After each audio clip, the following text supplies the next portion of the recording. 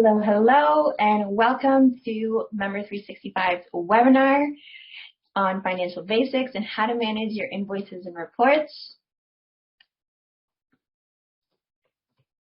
I'm Elizabeth Romero, a customer success coach here at Member 365. Just a few housekeeping items. Just make sure that your video is off, your mics are muted, and that your Member 365 account is open. And if you have a pencil and paper so you can take any notes. Just a reminder that this webinar is being recorded and it's going to be posted on our website. As well, you will be receiving it to your email afterwards. Now let's go through the agenda of what I'm going to cover today. Today I'm going to cover invoices. So how can you create an invoice? I'm going to touch upon how are you able to process payments. We're going to cover how to create a refund. And then we're going to touch upon some reports such as accounts receivable. We're also going to show you how to create dunning reminders, what are dunning reminders, and then we're going to talk about revenue reports. Last but not least, I'm going to share some of our best practices. And then if you have any questions throughout the presentation, make sure that you put them into the Q&A section within Zoom, and then I'll answer them at the end during our Q&A portion. Now I'm going to jump into Member 365. So if you want to open that up, we're going to begin with how to create an invoice, and we're going to start off within the admin dashboard. From the top section, you're going to go to financial, and you are going to go down to create an invoice. Here you're going to select the member or the organization that you want to send that invoice to. There on the left-hand side, you're going to see the information that pertains to the member or to the organization. On the right-hand side, you're going to find the invoice number, and then if you click on the little calendar icon, you're able to select the date, if it's in the past, if it's in the future. For demonstration purposes, I'm going to select November 18th, 2021. If we scroll down, underneath item description, this is where you would type in the information that pertains to the product or the service that you're selling. So I'm going to sell t-shirts for demonstration purposes, and you can even be a bit more descriptive if you'd like. Under units, you would type in how many units you are selling. And then under unit fee is how much you are charging per unit. So I'm charging $25 per one t-shirt. Underneath tax, make sure that you select the applicable tax. You have all of your options here. I'm going to select Ontario. And then underneath account, you are going to select the code that pertains to the service or good that you're selling. I'm going to select shopping cart. If you wanted to add another line item, you would just select the blue button where it says add a line item. And then we're going to scroll down. Within terms and conditions, the default is going to be payment due upon receipt. However, you are able to add more information. You can change the formatting. You can add source code if you'd like. If we go down to the bottom here, you have several options. You can save this as a draft. It's not going to be sent. Let's say you still have some additions that you'd like to make. You can do that, or you can save as final. If you save it as final, it's going to show up on your accounting reports, and then you have the option to send this directly by email to the member or the organization. And I'm going to show you how to process that payment. So we're going to click on Process Payment. You're going to get a pop-up. This pop-up might look different on your screen. The language might be different. So it might say cash instead of check. It might have a different spelling of check. We are going to select credit card and always confirm that it's the right amount. And if you made an error, you can always close and change it. So we're going to continue because that is the right amount. And we're going to scroll down. As you can see here, these little images, Visa, MasterCard, Discovery, and American Express, they're just for visual aspects. If you wanted us to add, let's say, if you wanted us to take away one, like maybe you don't offer American Express, just let us know and we're able to remove that. Or if you don't offer Discover, then we can just leave Visa and MasterCard for you. And we're going to add the information of the credit card. And we're also going to add the address, double check that everything is good. If you made an error, you can always cancel out, or you can go ahead and confirm the payment. Great, so now you see here in the green that the payment has been processed successfully. If for any reason the payment doesn't go through, you will also receive a little note that's going to tell you the payment wasn't processed. And we can double check. As you can see, the balance due has changed to 0. Now let's say that whoever made this purchase doesn't want it anymore and they want their money back, so they want a refund. You can do that directly here by selecting this little button where it says add a refund. So we're going to click on that. Here you want to make sure that whatever was in the top section is the same. So as you can see, I'm just filling out the unit fee that matches to the top line. And always select the same tax and the same account. So shopping cart. As you can see, the red is what's going to be refunded. And double check. Perfect. If you happen to have another line item, you would just select, you would do add a refund and another line will pop up. Okay. We're going to select process refund. And here you have the option of sending the email or skipping the email. If you were to send the email, you're going to get this pop-up window. You can change the subject line. You can also make any edits within the body of text. You can add source code, or you can change the formatting as to whatever you would like. Okay, so we're going to cancel that. We're just going to process it and skip the email. Great. So as you can see, our refund has been processed successfully. Here we are in the Manage Your Invoices. If you're not sure how to get to this page, you would go to Financial and you would select Manage Invoices and it would bring you to this page. Here you have a detail of all the invoices within Member 365. And underneath here, under status, you can see where they're at. So have they been refunded? Are they in the draft mode? Have they been paid? Or are they pending payment? On the left-hand side, underneath options here, you can directly view the invoice, or you can edit the invoice only if it's in draft mode. And this little circle with the slash allows you to void the invoice. If you were to void the invoice, let's say you made an error on it, then you could void the invoice and issue a different invoice to that member, or just completely void it altogether. Whereas when you refund something, you are returning the funds. So that's the main distinction between a void and a refund. Also, you're able to go directly to the contact if you wanted to click. These are clickable as well. And you can filter if you wanted to by type or by status. And you can also, if you wanted to see more than the amount that's shown, you can also change that over here. Okay, now I'm going to show you how to create dunning reminders. And I'll explain to you what dunning reminders are. If you go to the top section, top bar over here, we're going to go down. We're going to select settings. Now we're going to look for dunning reminders. Here they are. So what are dunning reminders? Dunning reminders are emails that are sent to members or organizations after an invoice has been generated to remind that individual that there is an outstanding balance and that it needs to be paid. As a default, member has 3 of them set up for you, so a 30-day, 45-day, 60 days. However, you are more than welcome to create your own, delete these.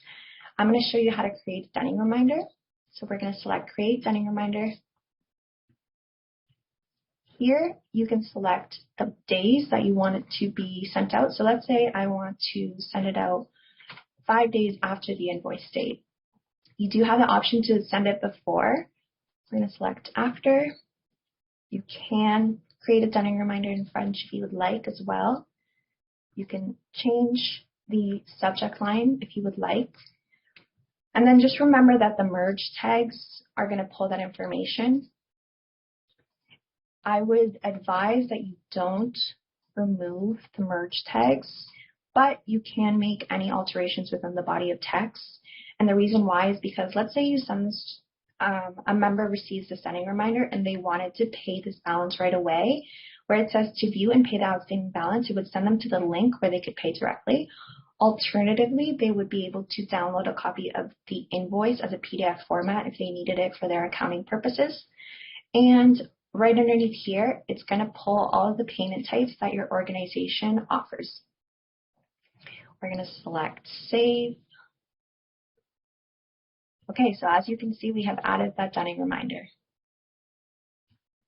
All right, now I'm going to show you our report, which is our accounts receivable report. We're going to go to Financial. You're going to go down to Reports, hover over, and then you're going to go down to the second one. Lost it there. And you're going to select A&R Aging. Okay.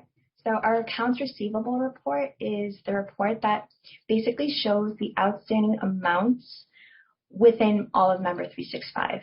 As you can see, it's going to be broken down by month, so 0 to 30 days past due, 31 to 60, etc. And if you scroll down, you'd be able to see all of the invoices that are past due. And then you can also filter it by date. So let's say you wanted to see last year's or this year's. So you would be able to do that. And you can also export this to Excel for your accounting purposes. And if you'd like, you can mark it as paid directly within this report. Okay. Now I'm going to show you another report that's super important, which is going to be our revenue report. So we're going to go to Financial. You're going to come down to Reports. You're going to hover over, and then all the way down to Revenue Report. Okay, so your revenue report covers all of the financial aspects within Member 365 for accounting purposes, and you can start off with the start date. So for the demonstration, I'm going to pull a report from last year. So you can go ahead, select the date. We're going to select today's date. Within date type, we're going to have 4 kinds of dates. So your reported date is going to pull all invoices from this year period that we have selected when they were created, and then this is when they were reported.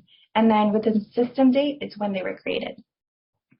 Then the payment date and refund date is going to pull any invoices within the date period that we selected of when they were paid or when they were refunded. If you go down further, you have the subledger filter, and subledger filter basically allows you to differentiate between different components within Members 365. So as you can see, we have membership late fees, we have events, we have shipping. If you wanted this report to pull everything, you wouldn't select anything. Whereas if you wanted to just show membership, you would just select membership. I'm going to select events and then generate the report, and I'm going to show you what the report looks like. Okay, so this is going to be the report that is going to be pulled. As you can see, it's going to show you what transaction type it was, and it's going to give you the contact details, the name, the email address, the business address, and then from here to the end is going to be all of the financial information that we do want to see. So you're going to have when it was reported, what the merchant is, the merchant transaction number, and then as you can see, I pulled all of the events. And then this is the subledger filter that I was talking about. And this is a great example of when it would be vital for you to create different subledgers for different events. So let's say you had created a different subledger for 2020 annual general meeting. It would have shown up here as its own column. And let's say you had another one for the social boat cruise. It would have been another column here.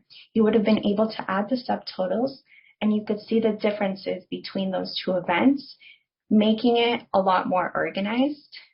I would highly, highly recommend that you create a different subledger for memberships and renewals. That way you can see the differences between the 2. And then if you go further, you'll have the subtotal, any tax that was applied, the currency that you used, and the payment type, and whether it was a Visa or a credit card. So this can be very, very handy if you want to stay organized when it comes to accounting. All right. Okay, now I'm going to jump back into our best practices. So the number one best practice, and I just talked about this, is making sure that you create custom codes for tracking purposes. I've written down some examples here, so you can see I have 777 for membership renewals. If you want to do another one for it could be 6666 for membership applications or events or store. This allows you to pull those individual reports, making sure that everything is organized.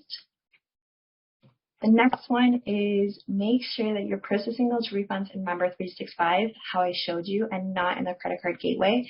And the reason why is because we want to make sure that the receipt that you're issuing to a member or to an organization is up to date. And last but not least, it is vital that you try and utilize those sending reminders and have a minimum of 3. As I mentioned, Member 365 does set 3 up for you. You can edit those if you'd like. And why this is important is so you don't have to go around chasing people to pay a balance on an invoice that has been due for over a year. This saves you that headache, and you can make sure that the outstanding balance is paid. Okay. Does anyone have any questions, or maybe I see one question. Okay. So Lyndon, one thing that I've always found silly is that the invoice payment emails come from me personally. At least they did last time I was looking into it this spring. Unless I've missed a setting, I've made a workaround so that my account login is the business email rather than my personal work email, so that the invoicing comes directly from us rather than me. Okay, so that's a great question. We're going to answer. Okay, so I would say that you would go into the organizational profile. So I'm going to show you how to do that in Member 365.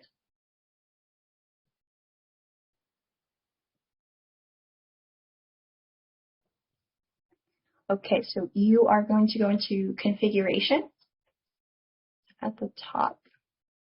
We're going to go down and go to organizational profile. And then we're going to go to default email addresses, and you're going to go to manage. And then here you would be able to select the default address or name that you'd want to pertain. And this is going to apply to any email that's sent out within Member 365. However, I do want to confirm with Christine if I am providing the correct answer. Maybe if there's another workaround, because I know she's on here. Hi guys. So what Elizabeth is saying is correct. However, if you are issuing a one-off custom invoice, so when you create a custom invoice, it does come from whoever the admin is that created it. So what some associations do is they actually have a general account for those purposes. So it's not coming from your personal. So they make if it's from a custom one, this is when you would do it for if you have more admin accounts within your subscription, you can create a general one so that when you're doing your accounting, you can actually be from the accounting email that your team uses. So that is something that quite a few associations do, as it is from the person who is creating it. Thank you, Christine. I appreciate that. I hope that answered your question. Lyndon, Cora, I would like to be able to edit an invoice rather than void and recreate M365. Was going to look into that last year. Do we have any update? That is a great question. Christine, great. What are your so great. That is another great question. So it is something that it's actually with our development team, our lead developer, something that's working on. We don't have an exact date as to when it's being released, so stay tuned. We will let you know, but it is on our current roadmap to get fixed. course, as you can see, we're trying to be able to provide that for you so you don't have to void invoices. You can directly edit them. Okay, so if we don't have any more questions, or if you were a little shy and you didn't want to ask any questions, I would be more than happy to show you our help center that you can access directly through Member 365, and I'm going to show you how to get there. We're going to go to our admin dashboard. You can't miss it. It's going to be right over here, Help Center, and you're able to see instructional videos, so past webinars that we've done or videos that we've created. If you are an avid reader, then we have an amazing knowledge base that you're able to access with really great articles. And if you wanted to submit a ticket about a concern or any question that you may have, you can also submit a ticket. We also provide chat. So let's say you're stuck on something within a page, you can just hover over and chat. We are open through Monday through Friday around 9 a.m. to 12, and then we're back on from 1 p.m. to 4 p.m. And we are open to any questions or suggestions that you have within your journey exploring Member 365. So thank you for joining me today on this Financial Basics webinar. Just remember that we are having lots of webinars each month moving forward. If you have a suggestion that we could possibly engage in, we'd love to hear it. So I hope you guys have a wonderful day, and thank you for listening.